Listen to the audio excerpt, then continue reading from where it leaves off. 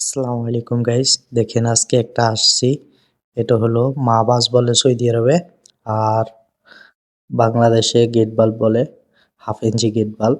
দেখেন এটা রানিং লাইনে কিভাবে কাজ করি দেখেন এটা। আর সৌদি আরবে বলে নজবোসা গেট, নজবোসা মাহবাজ। আর ওইটাকে যেটা লম্বা হাদিদের মতো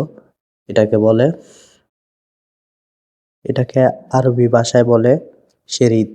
কারণ সৌদি আরবে কাজ জানতে হলে সর্বপ্রথম আগে ভাষা জানতে হবে, কোনটারে কি বলে এটা জানতে হবে, বুঝছেন। আমি এটা ডাইরেক্ট লাইনে কাজ করতেছি। এটার সমস্যা হলো দেখেন এটা চাবি বন্ধ আছে, তারপরেও পানি পড়তেছে, তার কারণে এটা খারাপ হয়ে গেছে।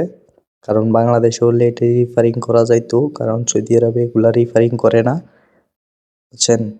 কিন্তু এগুলা খোলার সিস্টেম আছে, কিন্তু রিপেয়ারিং করে না, কারণ এগুলা রিপেয়ারিং করে অনেক সময় নষ্ট। এবং কি এরকম এগুলার রাবার পাওয়া যায় না, এগুলোর ভিতরে একটা রাবার থাকে, রাবারটা যখন হয়ে যায়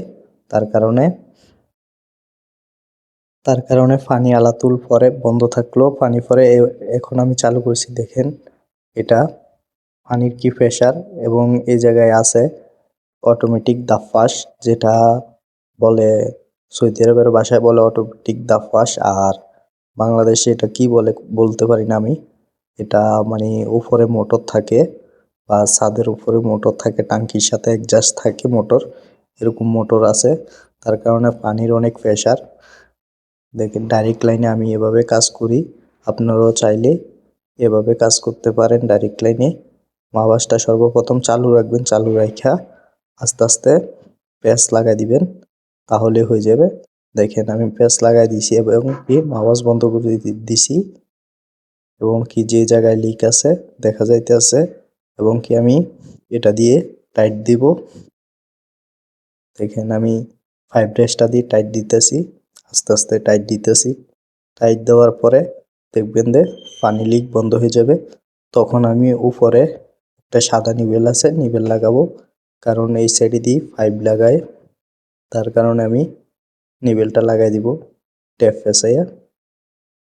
দেখেন টাইট দিতেছি, এবং কি এক হাতের কারণে হইতেছে না, আমি তো এক হাতে কাজ করতেছি আর এক হাতে মোবাইল ভিডিও করতেছি, তার কারণে হইতেছে না।